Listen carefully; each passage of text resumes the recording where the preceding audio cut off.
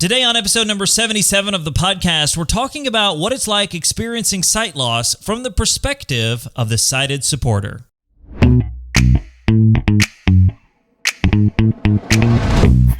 What's up, VIPs? Welcome to Life After Sight Loss Radio, the podcast helping you discover life after sight loss. My name is Derek Daniel. I am your host and resident VIP, aka visually impaired person, and I'm joined again by my co-host and my beautiful wife, April. Hello, everyone. All right, so today we're talking about what it's like to experience sight loss from the perspective of you, the sighted supporter. This episode is all about the sighted supporter, the double S. That's probably not going to catch on, but that's all right. I like sighted supporter. Let's just stick with that. All right, sighted supporter it is. So we're talking about that from the perspective of the sighted supporter. What it's like, what do you feel, all those sort of things. Of course, as always, we can't talk about every single thing, so I've got some resources for you guys in the show notes. And, Hun, why don't you tell us where you can find those show notes? You can find the show notes at lifeaftersightloss.com/077. There's links, resources, and ways to get connected. So jump on over to lifeaftersightloss.com/077 to find those show notes. That's right. So check them all out, and I've got the resources there for you. All right, so let's go ahead and jump into things. Now, I lost my sight when I was 18, and we were dating at the time. We have been dating, actually. What? Yes? 18, yes. 18, yes. Is that true? Is that accurate? Well, we were just dating then. It's just a long time ago. And it is a long time ago. Feels like forever, I guess. That's all. It does feel like a long time ago, doesn't it? Whenever we started dating when we were 15, and we were that on-again, off-again couple, in high school. All him.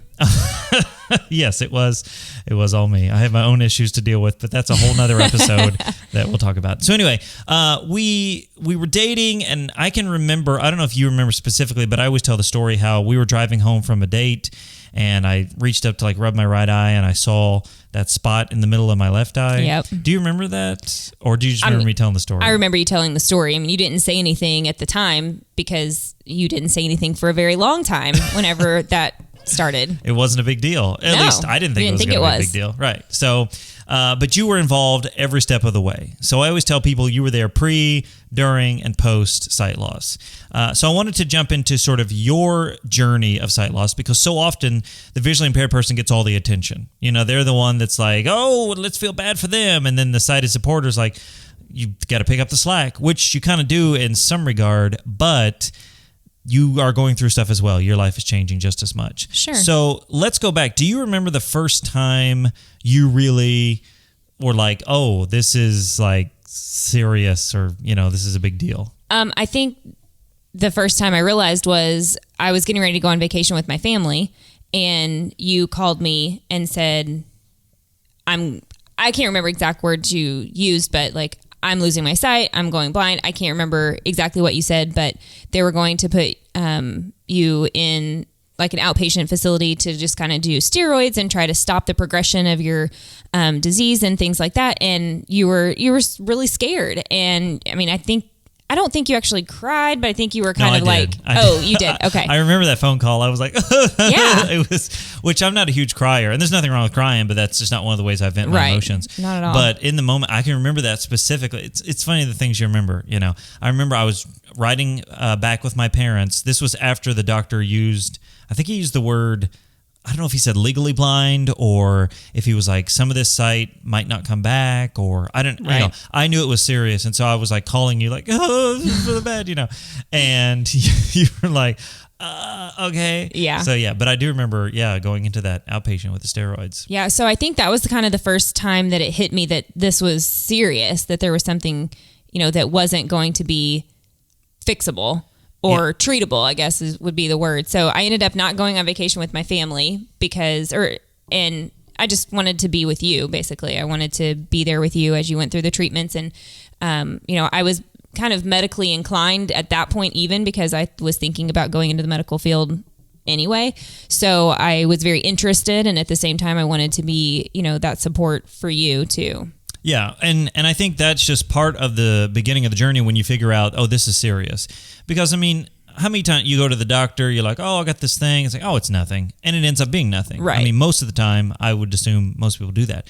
But then you go to the doctor and then it is something. Yeah. And it's like, oh. And so that's the beginning for everybody, whether you're the VIP or the side supporter, you kind of have to have that beginning moment. So let's kind of go into the journey there for a second.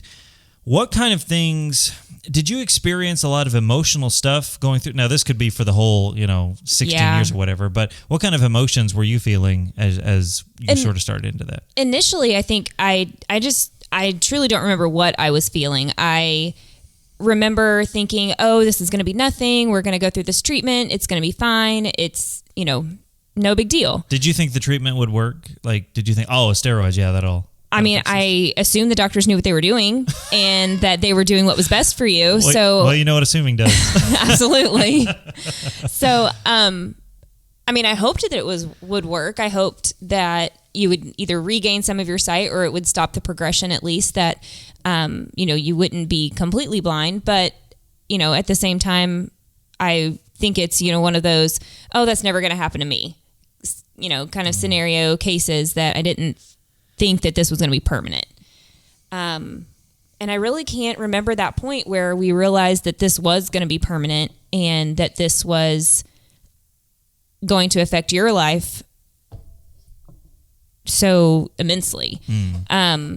Because at that point we weren't engaged, we were just dating. So I wasn't really thinking about my life for the future at that point. I was thinking, what about you? But I don't remember that point where I thought, okay, this is serious. Did you think about how it would affect your life after we got engaged more? Is that more when you started going? Or Yes.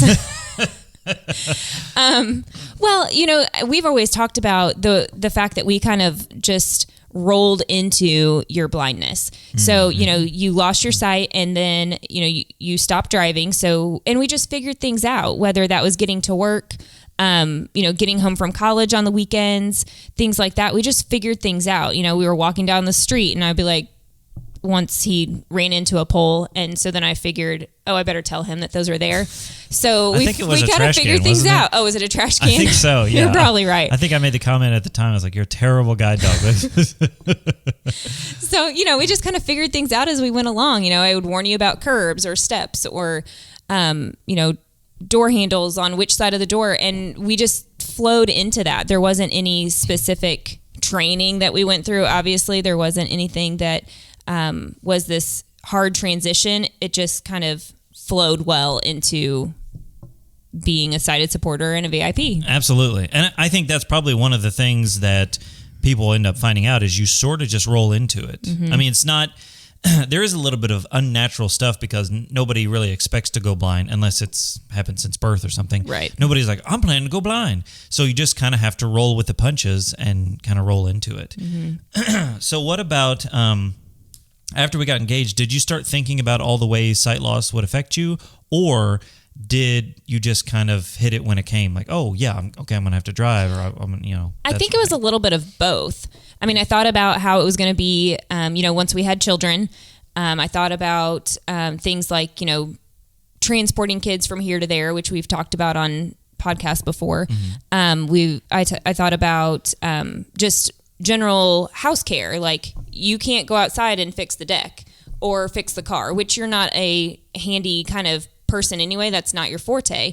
But it's not something that you can do. Hey, I've got a click in my car. Can you go check that out? It's not something that, a VIP can necessarily do. Now, some people out there might do that, but that's not a way that you're inclined. So thinking about the ways that we would just have to adapt and overcome those obstacles as they came along was one thing, but then also thinking into the future as, taking care of the kids and things like that I was like, there's going to be a lot of stuff on my shoulders. This is going to be a little bit more challenging than what I thought it might be. When you're a little girl and you imagine having kids later, it's, you want it to be a partnership, which we are a partnership, but it's just a little bit more on me when it comes to things because of that. Well, and I think the partnership has changed over the years. Like, absolutely, I would say our partnership now obviously doesn't look like when it first started, all those years ago, which I think is true for any relationship, obviously. But the way that I've learned to do with it, kind of like with the car, for example, I still can't fix the car because I have no idea what it is. Even if I could see, I'd be like, put this in there. I don't know what it is. But for those people that might have that inclination, you're not really thinking about fixing a car first. You're thinking about, how am I going to match my clothes? Right. Or how am I going to make this peanut butter sandwich? That's true. So it's kind of those things first, and then later on, So like when we had kids, I was figuring other things out, and then, you got a kid, you got to figure out how to change a diaper, right, and give them baby food, which was awful. I hated giving them baby food; it was terrible. Anyway, that's a whole other thing as well.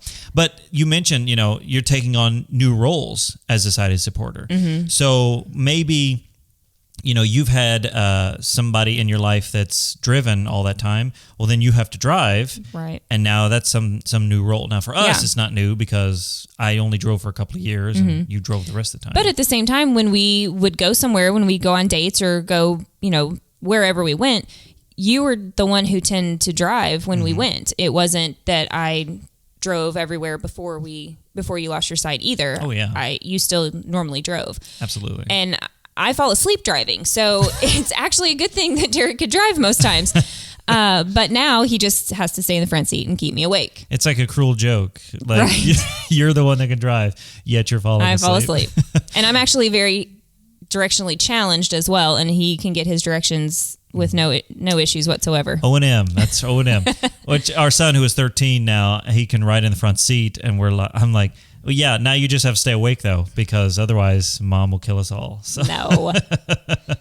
And so with sighted supporters, you're going through a lot of adaptation of things, because honestly, nobody really prepares to be a sighted supporter. So you have to figure it out as you go. We didn't know anybody that was blind. Maybe a couple of people, but again, they were older. No. They weren't living our life, our lifestyle, that sort of thing. So we just had to figure it out as we went along. Mm-hmm. How did the adaptation go? Is it a rolling adaptation? Do you have to prepare for it? Do you say, okay, well, we're going to go and do this thing, so here are all the things we have to do? Or is it just like, well, we'll face it when we get there, sort of cross that bridge when we get there? Yeah, I think it's across that bridge when you get there, because not always do you think about everything that could be an obstacle or could be a challenge in your life in general. So, it's just like we're living life, and living life is facing those obstacles when they come. So like learning how to change a diaper, or, putting a car seat in the car when you can't, you're having to do it all by feel. Things like cooking dinner, because you cook dinner most nights when I'm working. So, learning how to do those things for you, and then me being able to prepare everything, like kind of think ahead, okay, making sure the groceries are in the house, of course, but then also making sure that you have everything that you need to prepare the meal. So because it's not like, oh, I forgot to buy carrots, you can run out and buy carrots. You can't do that. So yeah, it's facing each challenge as it comes. And I think we also do think about things in advance. So like when we went hiking 2 falls ago, I think we went hiking in the woods, and again, not something that you enjoy doing, but nonetheless, we kind of talked about how we would overcome the challenges that would be, because there were streams, and we knew there'd probably be fallen trees, and it was fall, so there were leaves all over the trails and things like that. So, without me having to guide you with a stick or a leash or something like that, it helped. We talked about those things and how we would, face them when we came to it. Yeah, absolutely. Although that would be fun to pull me by a rope. I think that'd be great. So let's talk about some of the emotions that you faced over the years. Obviously, at first, there's a whole set of emotions, then you go through them over the years. What are some of the emotions that you faced, or that you've struggled with or gone through as you become a sighted supporter? What emotion have I not gone through or struggled with? So true. As a sighted supporter.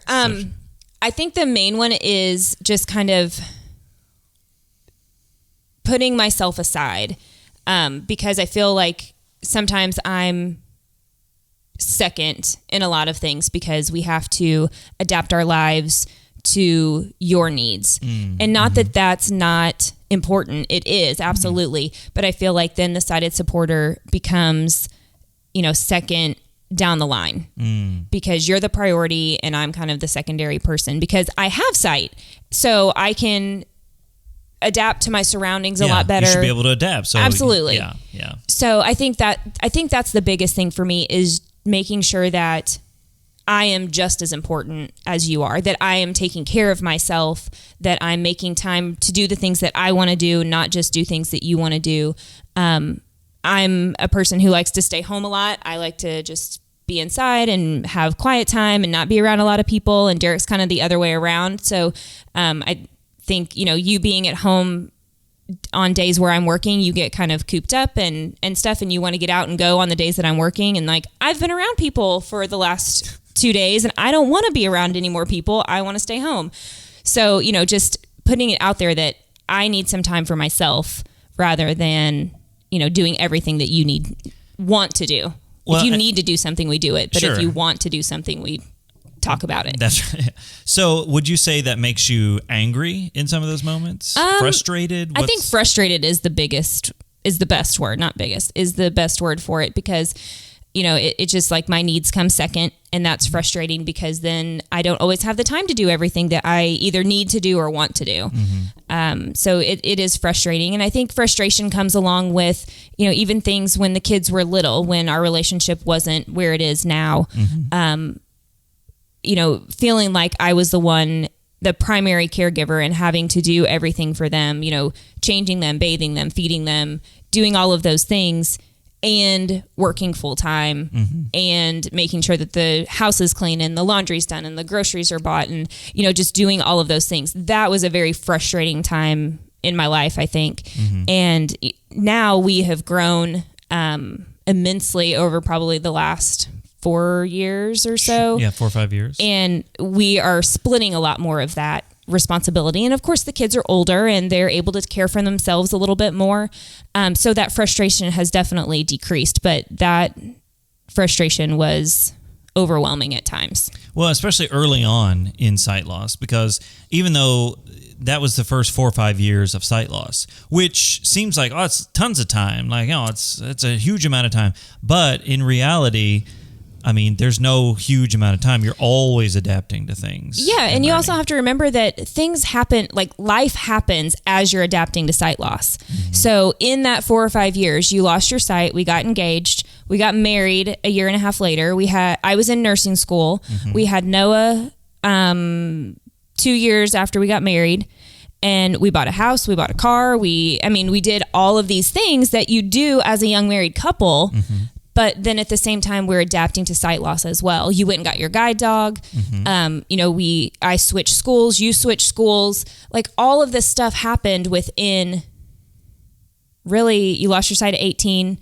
Noah was born 4 years later. So within 4 years, all of that happened. Yeah. So it was just a very overwhelming time for life in general, plus dealing with sight loss as well and adapting to that life. Yeah, and I think that's a great point, that life doesn't stop just because of sight loss. Like, school doesn't stop, work doesn't stop, sickness, health, all that stuff, it doesn't stop. Right. Sight loss doesn't care. It's like, sorry, this is what we're doing. And so you don't have an opportunity to be like, I'm going to take a 6-month sabbatical and just figure out sight loss. Yeah. It's like, no, you're going to... Doesn't happen that way. You're going to learn this as you go. That's why I think there's no specific time frame to deal with it or to get on with life or whatever, because it doesn't stop, and you have to adapt to it as you go along. Yeah. Hey VIPs, Derek here. I wanted to take just a second to say I hope you're enjoying the podcast so far, and if you are and you'd like to take this whole thing to the next level, well, I would love to start a coaching relationship with you. Just go to lifeaftersightloss.com/coaching to learn more information and to fill out a form to schedule a session today. And since you listen to this podcast, or maybe you're watching it on YouTube, I've got a promo code for you to use so you can save some money on those coaching sessions. Just use promo code RADIO. That's all caps, RADIO. You fill that in, and that's going to save you a bunch on the coaching sessions. So if you want to know more information, go to lifeaftersightloss.com/coaching. It's going to tell you all the information, going to show you how to fill it out, and all that good stuff. And don't forget, use that promo code, all caps, RADIO, radio, which you only find right here on the podcast, and that's going to save you money on coaching sessions. I look forward to connecting with you guys real soon, and now back to the podcast. So obviously there is a bit of anger, frustration. What about facing sadness for your loved one losing sight? Did you have that at all? I don't want to be like, well, you're sad? No? Okay. And I'm going to say no, and I'm going to be a horrible person. No, like, was there any of that? Yeah. In you? And I don't know how much you've talked about like your college years with... Oh yeah, super depressed. Okay, yeah. So that was really hard for me to see you going through that, because you're such an upbeat, outgoing, optimistic person, and to see you kind of reclusive and withdrawn, I feel like even from me at times you were like that as well. Mm-hmm. And that was really hard to see, because I was busy with, what was going on with my schooling and work. I was working then as well. And it was hard for me to see it, but then I would come over to see you, and, we saw each other probably at least every other day, sometimes multiple days in a row. Mm-hmm. And you wouldn't have showered, and you would be in the same clothes potentially, and there would be cups and food containers everywhere because you had eaten, but you weren't cleaning anything up, or you weren't taking care of yourself. Right. And that was really sad. And I didn't know what to do. I didn't know how to help you. I didn't know, what to say or do, because I'm a fixer, to make you feel better and to help you realize that this is okay, that we can deal with this, and that we're going to do this together, and you're not doing it by yourself. Yeah. That was really hard. I think that's a great sentiment for sighted supporters is, I don't know what to do to help you. Like, how do I help you? And because then you take on the role of helper and fixer, especially if you are a fixer, like you said, you take on that role of fixer, like, okay, I got to help you learn this or do this or get out of this funk or whatever. And sometimes there's just not anything to do. Right. I think the best thing to do, and you can correct me if I'm wrong, I think the best thing to do is just show up and be there every single day, every moment you can be. Sometimes you don't have the answers, because sometimes there's not answers, but just keep showing up like you did. Well, and being supportive and, doing whatever you can to do what they need. Because sometimes you will say, okay, I really need this right now, and we can do that. But it's up to the VIP to give that sighted supporter a little bit of something that they can use. Well, yeah, and if the VIP has any idea at all, like offering that up is really important. Like, this you can do, but when you're in a depression, sometimes you don't have that idea. So, just continuing to show up and be there. We could talk about this all day, and maybe we'll have another episode where we talk more about it, because I think it's important to give a real life account of what's going on. But I think one of the most important things to remember about being a sighted supporter is that you have to take care of yourself. You're going through a lot of changes as well, right? I mean, you're going through a life change, whether you're the parent, the child, the spouse, the sibling, whatever. You're going through changes, and your life won't be the same either. So it's important to take care of yourself. So I'm going to ask you for a final thought here in just a couple of minutes. So be thinking about that, because we're going to go on. And I want to ask you guys a question. What is one thing, if you're a sighted supporter, what is one thing you do to take care of yourself? Now, maybe you don't have an answer to this question, and that's why we're asking this question, because you're like, oh, I don't take care of myself. And if you don't, then you need to. You need to take care of yourself. Maybe you go and get a massage. Maybe you have a spa day. Maybe you go out and work in the garden. Maybe you hang out with friends. Maybe you read a book. Who knows what you do? Whatever it is, you need to do that and take care of yourself, because your life is changing. And so I want to hear the answer to the question. You can leave it in the comments on the YouTube video. You can email me, social media, all those places. But we want to know the answer to the question. What is one thing you do as a sighted supporter to take care of yourself? All right, dear. So what would you say is your sort of just final thought as we wrap this conversation up today? What's one thing you would want to say to those sighted supporters out there? I think just what you said, just making sure that you're taking care of yourself. For me, like I said, I like to be alone. That doesn't necessarily mean that I'm not around anyone whatsoever, but I like to just kind of relax and watch a TV show, something that I want to watch rather than something that the kids want to watch. I like to read. I can kind of get lost in a book and just, chill out for a little while, have a breather, take some time for myself. I like going to the grocery store by myself as well. So I'm still around people, but I'm by myself. So I can take as much or as little time as I want while I'm at the grocery store, and I can just escape into my own thoughts and my own feelings and just be alone, basically. So those are the things that kind of help me. I'm sure there are more. I can't think of examples right now, but I just know myself and know that I like to be alone, and I like to have as little stimulation as possible from, people who need something from me. So that is what I tend to do. Yes, absolutely. So find what works for you, and then do it. And don't feel guilty about taking the time for yourself. Not at all. I don't know if you've ever felt that before. Absolutely. Yeah, I've felt that a lot. Yeah, don't feel guilty. If you feel guilty, tell yourself, Derek told me and April told me I didn't have to feel guilty, so I'm not going to now, because we are the arbiters of your emotions. There you go.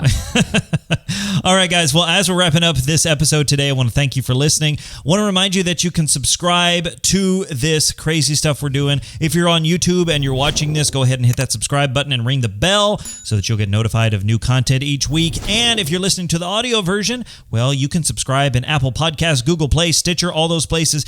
Just go to lifeaftersightloss.com/077, which is the show notes, and that'll give you buttons to do that.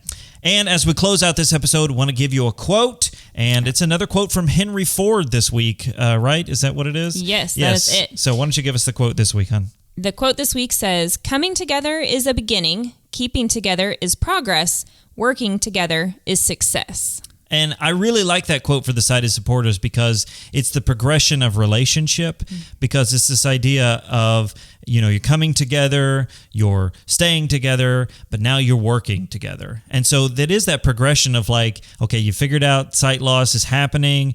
Now you're you're remaining in it. You're going to stick it out. And then eventually you're working together to figure it out. And that is what real success is all about. Success in your relationship, success in your life, in your job, all those sort of things. Does that, any comment on that, dear? No, I think that's good. I think, success is now we've made it and things are working well. It takes a while to get there, and sometimes you have some hiccups, but you're doing well and you're functioning. Absolutely. I think we just got there a few years ago. So don't be upset if you think you're not there yet, because, and maybe in 5 years we'll be like, we just got here. We didn't know. So, all right, dear. Well, thank you so much for having this conversation with me today. I think it's important that sighted supporters know, just like the VIPs, that they are not alone. No. So if you are watching this, if you're listening to this, thank you so much for listening and watching wherever you are. And until next time, remember that sight loss isn't the end. It's just the beginning. My name is Derek. And I'm April. And we'll see you guys in the next one.